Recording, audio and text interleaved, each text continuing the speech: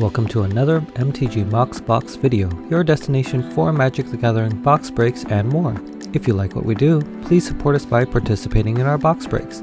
You can find us on our website, MTGMoxBox.com, or through our listings on eBay under seller handle MTGMoxBox. You can also find us on social media in the links in the description below, and watch us play Magic on Twitch under MTGMoxBox. Finally, don't forget to like and subscribe, and leave a comment to let us know what you think.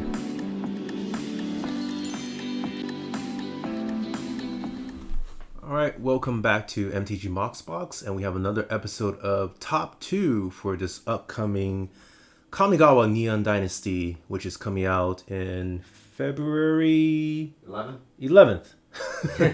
Thank you. Alright, so thank you for joining us. This is Joseph. This is Tony. This is Lawrence. And just want to remind everyone, we're going to go over our personal top 2 and see, hopefully, if you guys are in agreement with ours, or if you have anything new to add, please enter it into our comments and let us know. Yep. Spoiler, that's probably going to be our question at the end of the video. True that. Yeah. All right, so why don't we start with our usual slot, white slot. And Lawrence, do you want to go first? Let us know what is your top 2 pick. Sure. I picked the Planeswalker, the Wandering Emperor. Legendary Planeswalker, 2 white, flash. As long as the Wandering Emperor enter the battlefield this turn, you may activate her loyalty abilities anytime you would cast an instant. The +1 ability is put a +1/+1 counter on up to 1 target creature, gains first strike until the end of the turn. -1 ability is create a 2/2 white samurai creature token with vigilance.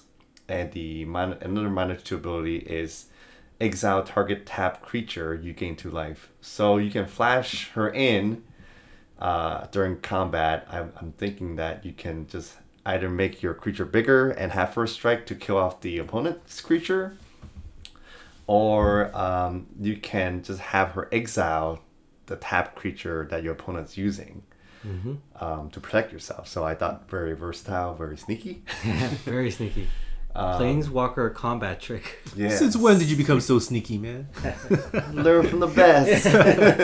So you're saying it's either a 2 white for a buff for your creatures, or a 2 white removal. Right. Nice. All right. Yeah. Or, the buff could also be removal if you're already in combat, because it's first strike too. Oh, But good point. Yeah. But definitely I like a lot of flexibility. And I like this new format where they don't really have an ultimate, so you don't really have to worry about that. You're basically just bringing it out for the immediate effect. Yeah. Maybe you can get some value by returning her to your hand or something like that, and bringing her back out later or something. That's true. You can have a path to exile constantly then, right? You can something like that, right? Like, or you could just once your opponents know it's in your hand, you can always kind of threaten it as long as you have the mana open. Is the Wandering Emperor coming out? Right.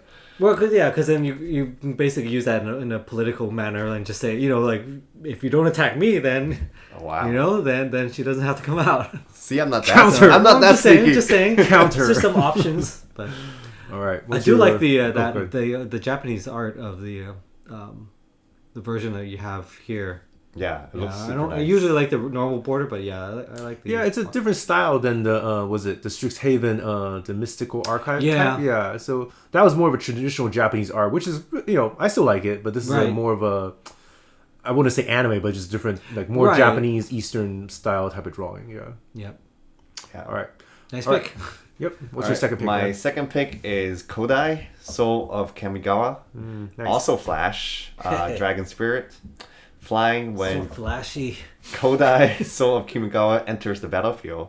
Another target permanent gains indestructible for as long as you control Kodai. And if you splash Uber, it gets +5/+5 till the end of the turn. Oh yes. So I really, really like that ability about how another target permanent is now shielded because you have Kodai on the board. And you can pump Kodai if you like. It's awesome. It's a great dragon, regardless. Nice. Yep. Yeah. And So it's a spirit too. So spirit has a lot of support. So it's almost like a new Uber commander. I can see people using this as consideration, another 5-color commander. Yep, very nice. And you can sneak him in as well because it's Flash. Yep. All right. Damn, why are you so sneaky? All right, Tony, what do you have? All right. So my first pick was actually Kodai also. So the reason why I picked him was because, as you may already be aware, I do have that 5-color Sisei deck. And I'm always looking for ways to protect her. So I figure here's another option where I can just use Sisei to tutor this dragon up, have it come into play, give her protection or indestructible. But I also like the second ability where he gets pumped. So if I have enough creatures out, I think I was going to pair this with Selvala, Heart of the Wild. Which right, it taps to give you mana of any color based on the number the creature with the highest power that you control. You use some of that mana to pump up this dragon, find a way to untap Selvala, and that's basically an infinite mana combo right there. Just with enough support on the board. So that was my first pick. My next pick was the Restoration of Eiganjo. So this is one of the new sagas here. 2 and a white. And then the first chapter is search your library for a basic plains card, reveal it, put it into your hand, and then shuffle. Chapter 2 is you may discard a card, and when you do, return target permanent card with mana value 2 or less from your graveyard to the battlefield tapped. And then Chapter 3 is you exile it and then you flip it over and it turns into a creature. This is going to be a 3/4 fox monk with vigilance, and then whenever it attacks or blocks, you create a 1/1 colorless spirit creature token. So just extra value there. My pick was because the first 2 chapters, when you combine it together, it's essentially white ramp, right? Because you can tutor for a plains, you can chuck it on the next turn, and then bring it directly into play tapped. So it's like a much weaker cultivate, I guess, but for white. Well, white, but you're in white, right? Totally. Yeah, I mean, you're in white. What are you gonna do? It's an option now.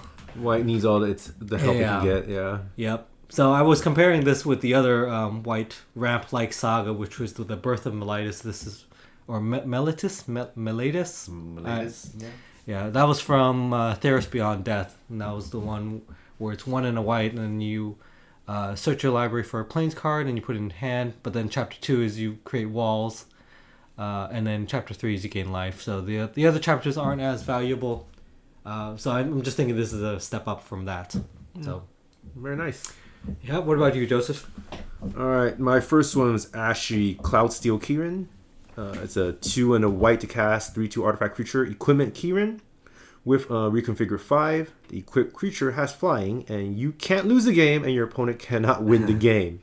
So, I remember that. Been thinking about building a red and white equipment deck, and thinking this one probably will fit the theme. The second card I did pick is the same one that this very nice dragon that you guys were talking about. It is a good dragon. And similar to all of the reasons you guys said before. And again, I just think it's a pretty cool new commander to consider if we want to build a Uber deck. Either go dragon or spirit. And spirit seems like a very popular creature type to build on these days. Yeah, 5-color spirit could be very, very interesting. Mm-hmm. So yep. Definitely exciting. All right. Anything else for white? No. All right, let's go to blue. Tony, you want to start us off first? All right.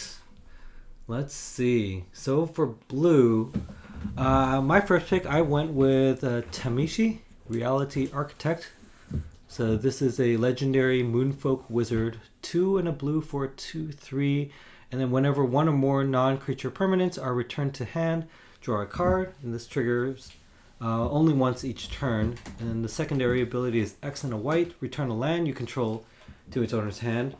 You can return target artifact or enchantment card with mana value X or less from your graveyard to the battlefield. And you activate only as a sorcery. So I picked this one because I thought it was an interesting color combination. So you have essentially Azorius colors, but you are doing graveyard recursions, which is not really common for white, for that color, right? For this color combination. Actually, blue and white, yeah. Yeah, for blue and white. Plus, I think there are some older cards that have really good synergy with it.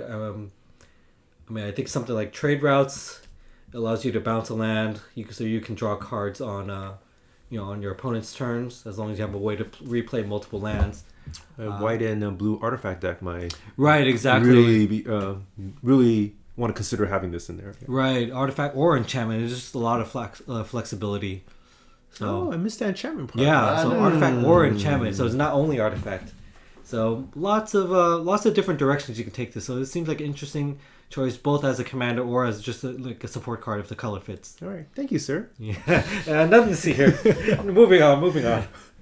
All right, your second card. Second card. So I went with the Reality Chip. So this is 1 in the blue for a 0/4 legendary artifact creature equipment jellyfish. Man, they are really trying to cram in the different types and subtypes. What is that? Font 6 there? They got? Yeah. All right. So it starts off as a 0/4 jellyfish where you can look at the top card of your library at any time. And then it has a reconfigure for 2 in a blue. And then as long as the reality chip is attached to a creature, you may play lands and cast spells from the top of your library. So then it becomes like a future sight. But I don't think you have to reveal the card. Yeah, it doesn't say that. Yeah, it doesn't say. So slightly better in that sense. So just nice flexible card, but you can literally take in any direction. So and the casting cost is pretty cheap. Right, exactly. So it starts off as a creature, and then if you reconfigure it, then it becomes equipment. Yep. Yeah. Okay. So older players may remember the listed creature type. The ones that... Was that Stronghold or Exodus? I think Exodus, Stronghold was like Tempest Block, I think. Mm-hmm. When they first appeared, and they were creatures, then they turned into enchantments, and then they turned back. So this is... Dominating listed. Yeah, kind of a newer take on that. So very interesting to see how this will get accepted. Yeah. All right, what do you guys... Who's going next? All right, so I have... my first one is Kyrie, the Swirling Sky. It's a 4 blue to cast 6/6 legendary dragon spirit with flying and war 3. When it dies, you may choose one, return any number of target non-land permanents with total mana value 6 or less to its owner's hand, or mill 6 cards up, and then return up to 2 instant or sorcery cards from your graveyard to your hand. So I feel like it's pretty versatile. You can either decide to do a mini wipe or pull a wipe from your graveyard to your hand. Okay. Yep. So that's my first one. My second one is Thousand Fates Shadow. 1 blue to cast, 1 human ninja with flying, and ninjutsu, 2 blue. When it enters the battlefield from your hand attacking, you can create a token of another attacking creature that's tapped attacking. I don't play ninjas, so if I do, I would like to include this one just because you can also, clone another maybe fatty creature on a board already and attack at the same time. Yes. True. Yep. So those are my 2. Lawrence? Nice picks. So I pick Gitaxias. Progress Tyrant. Tyrant. The evil one. Man, you're so evil this time. I know. I was trying to avoid.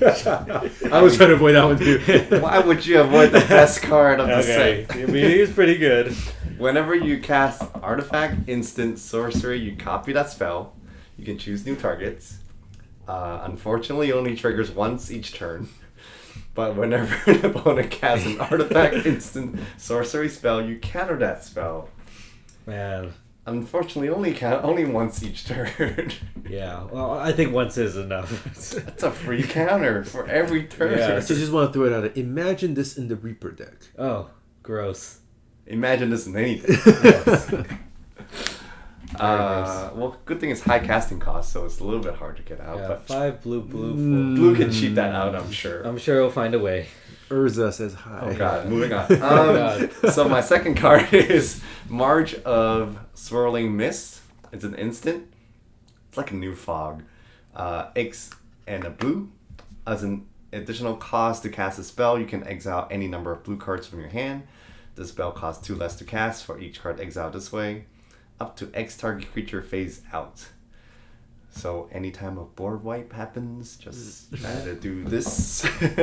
Yeah, it's interesting because I think my first thought was to use it defensively, where you basically phase your own creatures out in the face of a board wipe, and then they just come back during your turn. But yeah, if you use that as a fog effect, yeah, you could technically phase out your any creatures attacking you too. Yeah. Or you can phase out your opponent and get through. Oh, true. I didn't think about that. So there's some flexibility there. Yeah. Pretty easy to cast too. So. Yep. All right. Anything else for blue? Tony? I think we went through all of ours, right? Yeah. Oh, my bad. No, it's your turn. No, I went first. Oh, no, sorry. Yeah, we're on to the next color. Let's go red. Why don't you go first? Or black? Oh, black, I mean. Yes. All right. So black, my first pick was the Dragon Spirit, Junji, the Midnight Sky. So I like the mana value of this one. 3 black for 5/5 flying menace Dragon Spirit. Dragon cost. Yeah, I think it's a menace is coming back for this. Yeah, there's a lot of menace support here. So yeah, I think it's aggressively costed. And then when it dies, you can choose one. Each opponent discards 2 cards and loses 2 life, which I think is pretty powerful if your opponents are holding a lot of cards. And then the second one, put target non-dragon creature card from your graveyard to the battlefield under your control. That's you lose insane. 2 life. So yeah, like it doesn't have to be your graveyard. From any graveyard. Yeah, any graveyard. So I mean, just that second option, it's like a 2-for-1. Like you get a 5/5 dragon. When it dies, you get another. You can get the best creature in the non-dragon creature in any graveyard, which I think is pretty decent value. So that was my first pick. Next pick, I went with Nashi Moon Sage's Scion. So 1 black for a 3/2 Rat Ninja. Splinter. With ninjutsu. I think there's another card that actually is more like Splinter, right? I think it was the multicolor one. We'll get there. We'll probably get there. Anyway, for this ninja, this rat's ability, whenever Nashi deals combat damage to a player, you exile the top card of each player's library. Until end of turn, you may play one of those cards, and if you cast a spell this way, you pay life equal to its mana value rather than paying its mana cost. So a little bit like, what is that red one? The Itali Primal Storm or something like that, where you exile everyone's library and then you can pick and choose the cards. What I like about this one is that you can just pay with life, so you can cast it even faster. Because that's usually the biggest thing holding you back from casting more spells is you don't have enough mana to take advantage of it. So this could be really explosive if you pull something out, on an early turn and just pay like 8 life or something for a really, really impactful spell. So just a lot of options with this one. Nice. That was my second pick. All right, who's going next? Joseph? I can go next. All right. My first one's Blade of the Oni. It's again looking at equipments just because I'm thinking considering that equipment deck. It's 1 and a black to cast 3/1 artifact creature, equipment demon with menace, and you can pay a configure cost of 2 black, and that once you equip, the creature becomes a 5/5 demon with menace. So I think it's pretty easy to cast it out early to get a few hits in since it has menace, and later on when say your opponents do have something to block, you equip it to another creature and it becomes a bigger creature with menace. So again, it's ways to get some heavy damage in the early and also mid game, I think. The second one I picked is Tatsunari, Toad Rider. 2 and a black. Naruto. Yeah. 2 and a black to cast 3/3 legendary human ninja that can be an enchantment aura deck Sultai commander because the ability you can play either blue and green to make a frog unblockable. So it seems like it's a black, blue, green deck commander. So when you cast this an enchantment and you don't control a creature named Kami, create a 3/3 black and green frog token that has the ability that says, hey, whenever you cast enchantment, it deals 1 damage to each opponent and you gain 1 life. So it's a pretty cool commander to consider for a frog deck or enchantment deck, or maybe both. Yeah. Does that go into your enchantment deck? It's black, unfortunately I can't, yeah. I completely missed that Naruto reference. So yeah. Yeah. All right. Very interesting. Go ahead. All right, I picked also Junji, the Midnight Sky. Oh yeah. You can grab any creature off the board or graveyard. Yeah, it's such a good ability. Such a good card. The other card I picked is Tribute to Horobi. Oh. It's a saga. So on phase 1 and 2, each opponent creates a 1/1 black red rogue creature token. On phase 3, you exile the saga, then return the battlefield and transform under your control to Echo of Death's Wail. Flying Haste is a spirit. When Echo of Death's Wail enters the battlefield, gain control of all rat tokens. I feel attacked. This feels personal. Huh? Yes, this feels personal. I lend you guys some rats beforehand, and I'll just collect them back.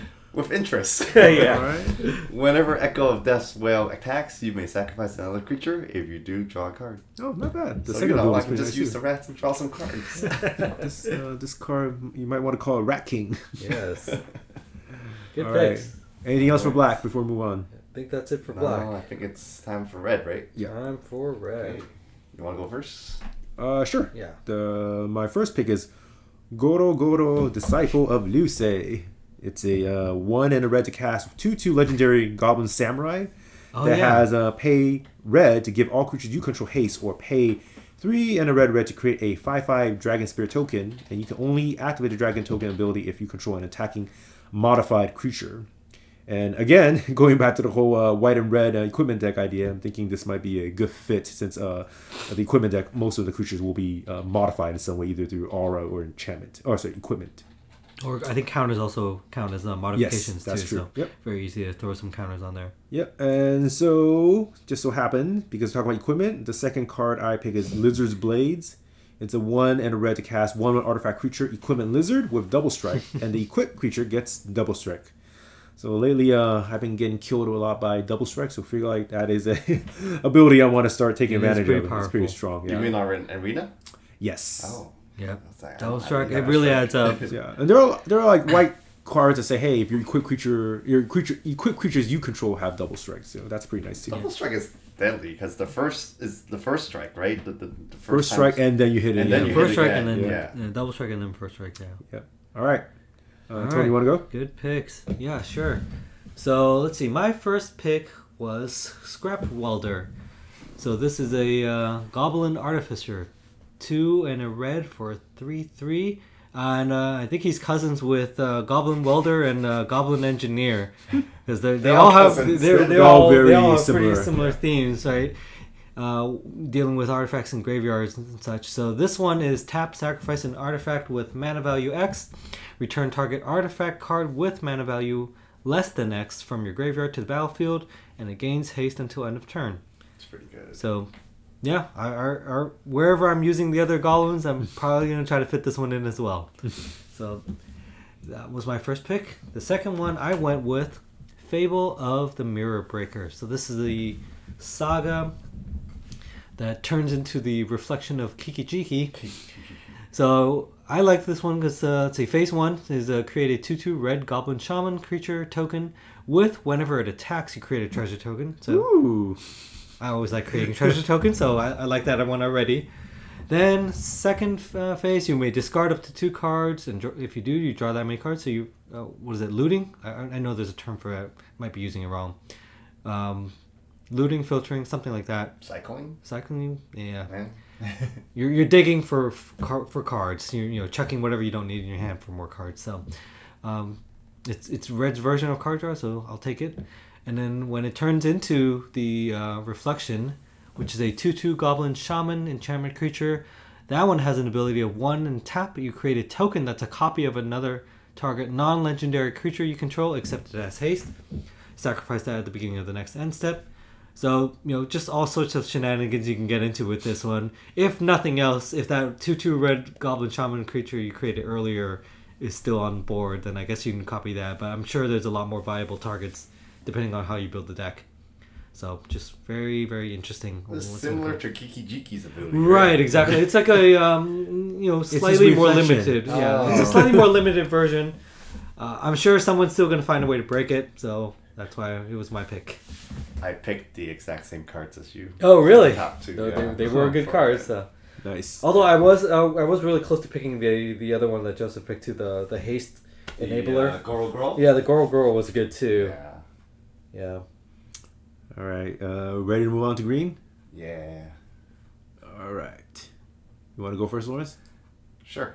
So I think we talked about this a little bit on the last video. Kodama of the West Tree. I like this 2 green spirits. Has reach.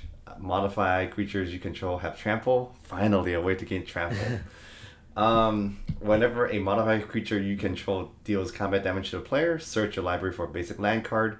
Put it onto the battlefield, tap, then shuffle. So recently I just played a game where that one with nature. Oh yes. That's the same thing, and that really helped. Yeah, and that's only on one creature. This is any modified creature. Oh man, that's so much. So this helps you a lot because it gives your creature trample, which you need. It solves both of the also, problems of your that your deck was trying to solve. Yes, exactly what I'm looking for. Yes. I hope you don't very get good one. fit. I'm about. but it's not a bear, so it doesn't qualify. Yeah. Better take it out. It's green. It's a spirit. If it'll fit his nature theme, or whatever. All right. The next one I picked is Kura, the Boundless Sky. This one is the Dragon Spirit for the green, Flying Death Touch. When Akira, the Boundless Sky, dies, choose one, search your library for up to 3 land cards, reveal them, put them into your hand, then shuffle. So ramp. Or you can create XX green spirit creature tokens. X is the number of lands you control. So usually by now you have 5 lands. You so. pull up lands if you need, or make a giant fatty creature if you don't. Yeah.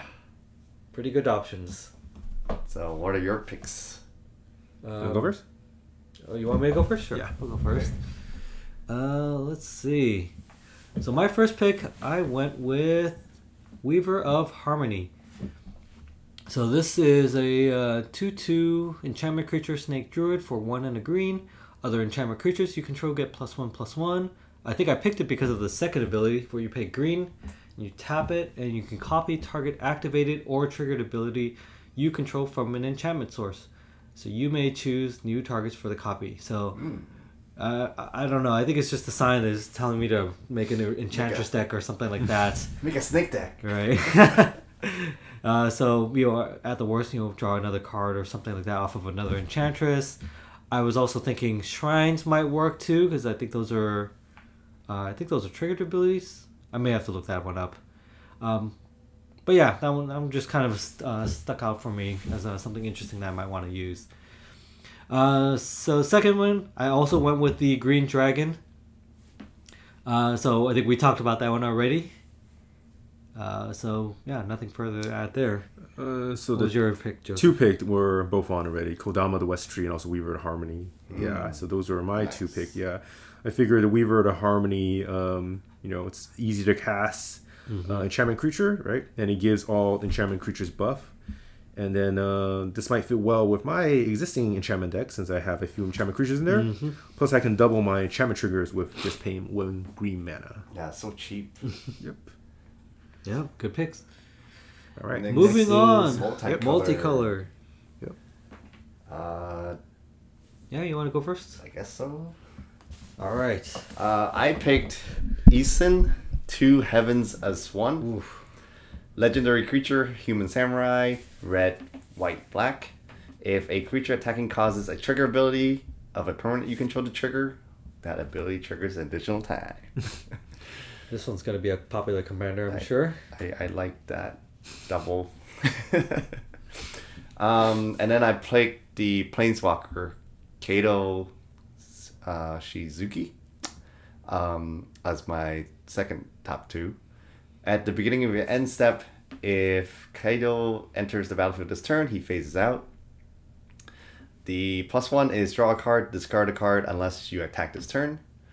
-2 is create a 1/1 blue ninja creature token with this creature can't be blocked. And the ultimate is whenever a creature you control deals combat damage to a player, search your library for a blue or black creature card, put it onto the battlefield, Holy moly. then shuffle. Yeah, well, that is an ultimate. It's pretty hard to get there, I think, though. Yeah. But it's pretty good if you can get there. What are your picks, Joseph?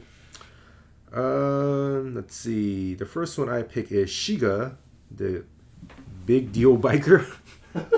I'm actually not sure if they actually translate this correctly because I think when it was spoiled, I think it was spoiled in a different language first. Yep. So it's a 1 and a white and a black to cast 4/3 legendary rat pilot. With at the beginning of your combat, return target vehicle from your graveyard to the battlefield. It gains haste and return it back to your hand in the next end step. So it's a very nice commander for a vehicle deck, and the mana value is pretty low. It's only 3, casting costs for a 4/3 creature, and then you can always, bring something back from your graveyard really quick, and also goes back to your hand, so it becomes permanently in the battlefield. So the English name is Okiba Boss. Oh, Greasefang, Okiba boss. Greasefang. And I like how we all pick rats. Well, there is a lot of rats, so it's hard to not pick a rat in this set. Yeah, so my second one is Satoru Umezakawa is a ninja commander, if I ever build one. 1 blue and a black to cast a 2/4 legendary human ninja that has, whenever you activate a ninjutsu ability, look at the top 3 cards of your library, put 1 into your hand and the rest on the bottom of your library. It triggers 1 per turn. And it also gives each of your creature card in your hand ninjutsu with a 2 and a blue and a black, meaning you can turn any creatures into ninjas. Talk about sleeky. Yep. Very good. Very nice. That's it. All right. I'll go.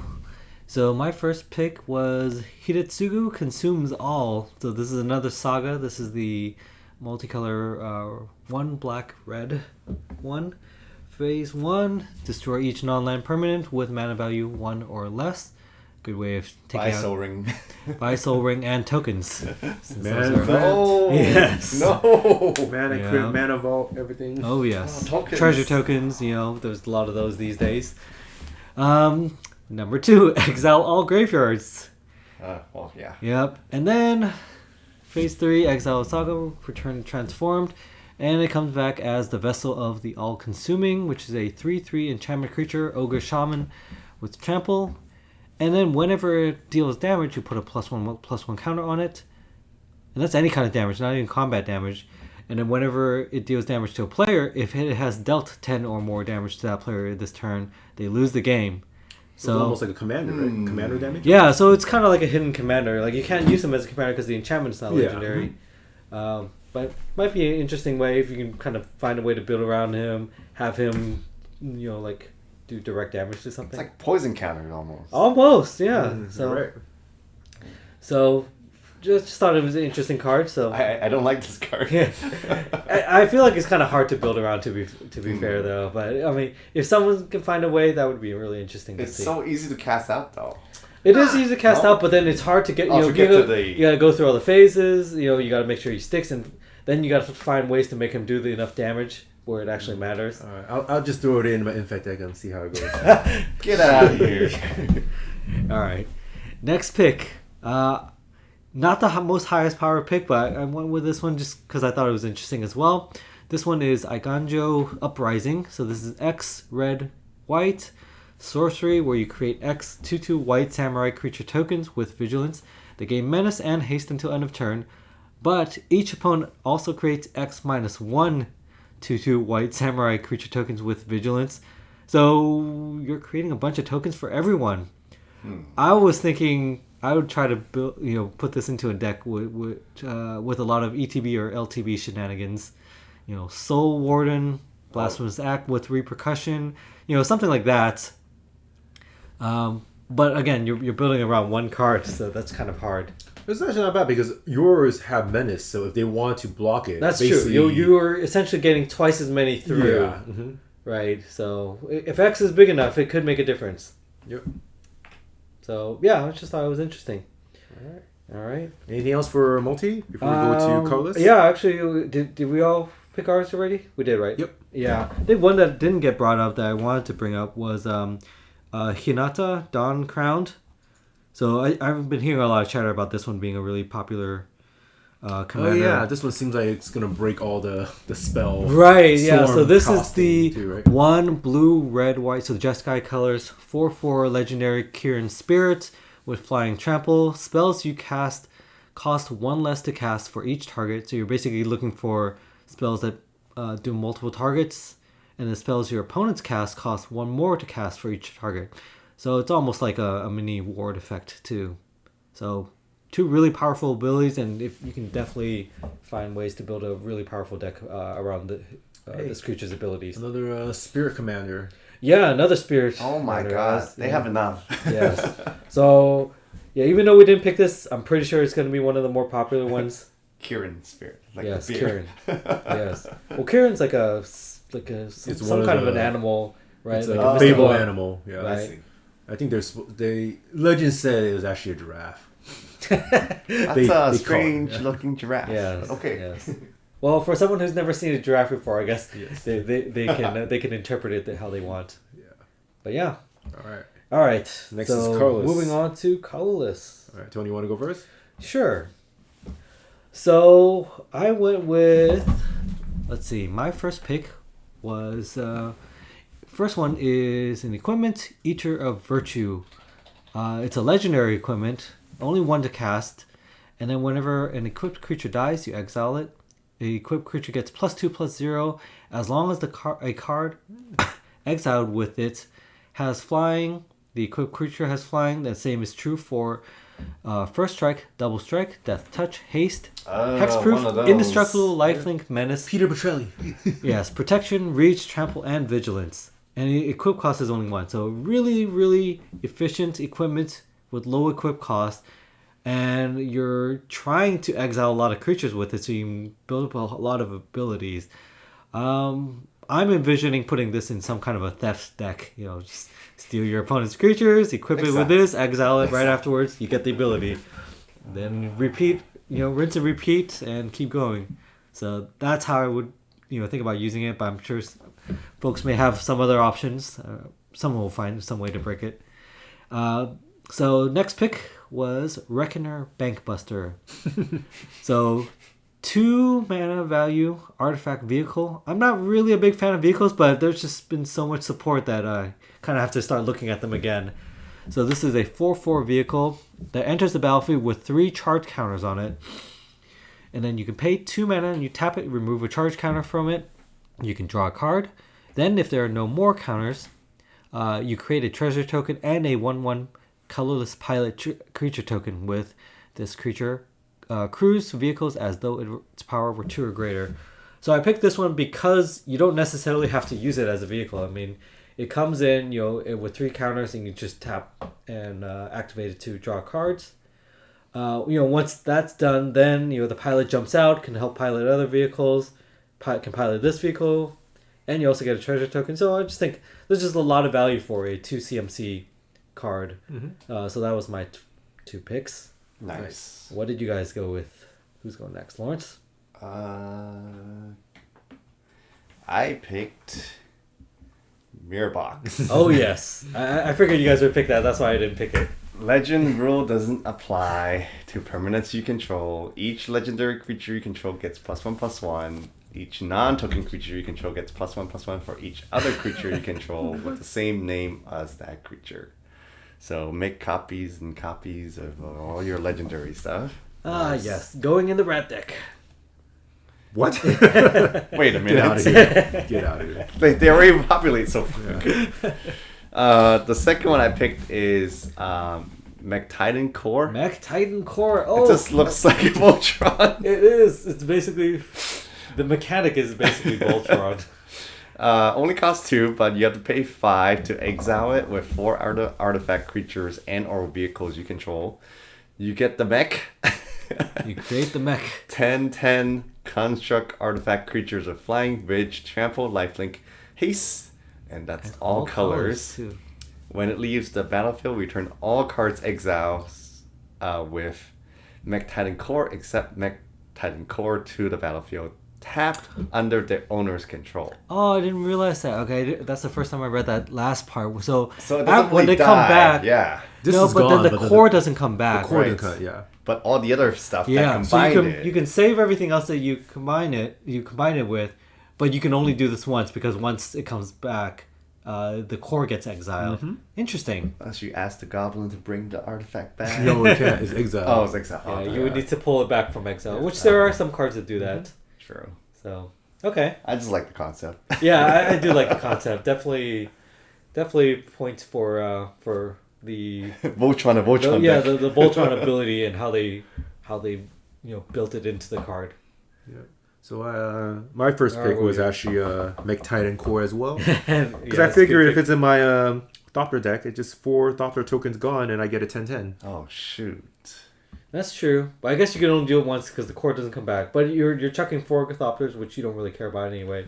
It's a 10/10 and it's 10/10 flying, vigilance, trample, lifelink. Yes. What else with do you haste? need? Yeah, Yes. I think that's a pretty big threat already, man. You were talking about my Dark Deaths. This is for Dark Deaths 2020 or something. That's true, but it's only indestructible. Or exactly. It's only indestructible. Okay, true. Whatever. So all right. Enough said about this one. My next one is Surge Hacker Mech. 4 to cast 5/5 artifact vehicle. When it ETB, it deals damage equal to the number of vehicles you control to target creature or planeswalker and opponent controls. So I feel like it's pretty versatile in the sense that you get a potential target removal card from a vehicle in your vehicle deck, I guess. Very nice. Yeah. Yeah, well, so much vehicle support. People are definitely going to be building vehicle-centric builds. Mister, I don't double anything. I'm not doubling anything.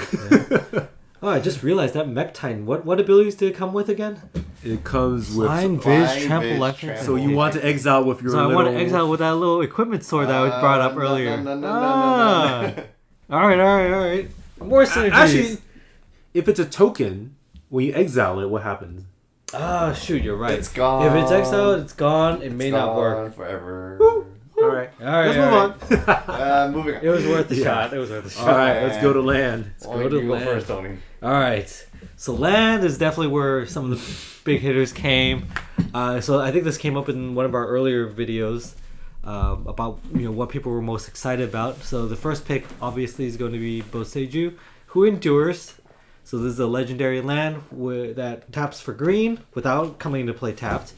It also has a channel ability for only 1 and a green.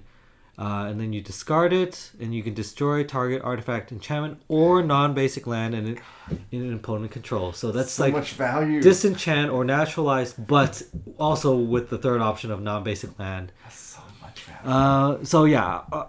Honestly, I feel like they do this every once in a while. Like they did this with Oko, now they're doing it with this one, where it's like I feel like they made a mistake. It's like, does this channel ability really need to be only 1 and a green? It probably would, be powerful enough with like 3 in a green. Right, like 3 in a green, 2 in a green. It's still playable, but they really had to make a chase card, so that's what happened here. So yeah, I'm probably gonna stick this in Sisei, obviously, because it's a legendary land. But yeah, literally any other deck that can fit this, if I have copies for it, I'll probably put it there. So that is that's obviously the first pick. Next pick is basically what I thought was going to be the next best, which is Otawara Soaring City. So this is the blue variant. The channel ability here is 3 in a blue, and then you discard it. You can return target artifact, creature, enchantment, or planeswalker to its owner's hand.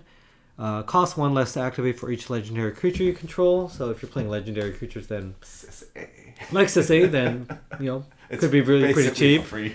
Yeah, but yeah, good. It's a good instant protection, instant speed protection to bounce one of yours, or I guess offensively you can bounce one of your opponents. So those were my 2 picks. Definitely some good lands in this set. Cool. You guys have any different picks? Mine were the exact same picks. Same ones. The second one was like, hey, Soaring City looks like Lapita. I'm there, man. Yeah, that's true. Just purely based on artwork. Although I gotta say, the black one, the was it Takanuma? The Takanuma Abandoned Mire. So Yeah, that's the artwork is my pretty good there, second too. pick. Okay, let's talk about that one then. Because I like the channel ability for this one. You get to discard it, mill 3 cards, return a creature or planeswalker card from your graveyard to your hand. Again, this ability costs 1 less to activate for each legendary creature you control. So 1 black, get a free creature back from your graveyard. Yes. Very easy. Yep. Definitely a useful ability. That I was debating between the blue one and this one. So yeah. They both are nice. They both are good. I wouldn't complain to get either one of them. Not as good as the green, of course. Yeah, I think green clearly takes the cake on that one. It is what it is. Yep, they did it on purpose. Yeah. Not a mistake. That's not a mistake. Any other cards that you guys were eyeing that didn't make it on the list, or? I gotta say, there was a lot. I think when I was looking at blue, I had a hard time picking. And I think at least one of the other colors I had a hard time picking. It might have been black or red. I'm just interested in majority of the new the equipment creatures, because I think that's pretty unique for this set. It's the first time they did that, so I just feel like it's interesting because they also are artifacts. Yes. So a lot of new ways to play these cards. If we have the time to think about it. Yeah. Exactly. I was pleasantly surprised with all the reveals for this set. I was going into it with pretty low expectations, especially coming from Crimson Vow, and Midnight Hunt. Yeah. I wasn't really expecting all that much for a standard set, but this has been pleasantly surprising. So yeah, it's very different. I think it's a unique take on the next future, I guess, evolution of Magic and how to play the decks. I guess. Yeah, I will say I still prefer the high fantasy setting more, but I can see that's just the direction that the companies. Wizards of the Coast is trying to take it. Yeah. So we should expect to see that more of that to come. So might as well get used to it now. But the interesting part is I was actually talking to Lawrence earlier about this set is very different from the old sets and the previous ones I just got released. Mm-hmm. I actually have a hard time thinking what I want to actually add in my existing decks. So a lot of these cards, it feels like if I want to use them, I probably have to build something new to incorporate majority of the new mechanics in this set type of thing. Yeah, like if you're into aesthetics or like certain themes within your decks, like this is definitely very different. I know we talk about Final Fantasy a lot, but it seems kind of like that where it kind of alternates back from like futuristic to like the old school. The classic, it seems like they're kind of doing that thing here too. So. Yep. Yeah. I do like the basic lands a lot though. So those were we probably should have brought that up sooner, but yeah, those are really nice. Yeah. Definitely would like to see. I think they were probably one of my favorite basic lands in recent memory of the new sets that are released. Yeah. Agreed. All right. Well, I think that's it. I think going back to the question. Let's hear what you think. Were there any picks that we didn't pick that you'd like to bring up? What are you looking at? And if we've already covered the cards that you would have wanted as well, I guess just name which colored slot that you'd be most interested in. Yep. And if you didn't notice, this set will have 8 slots. That's why we went through all 8 potential slots, our normal box. So we will have all the favorite basic colors, multi, colorless, and land. Yep. And the pre-orders are on sale, and they are 10% off. So grab them before. Yeah, get your slots early. Come join us for the first few box breaks. Get some legendary lands, hopefully. And we hope to see you soon. Yep. See you guys next video. Thank you. All right.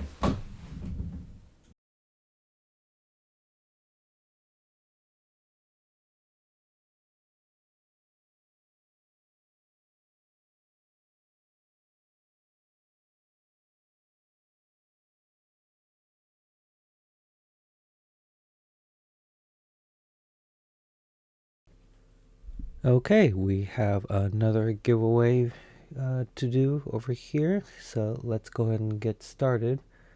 Go to copy the URL from the last video and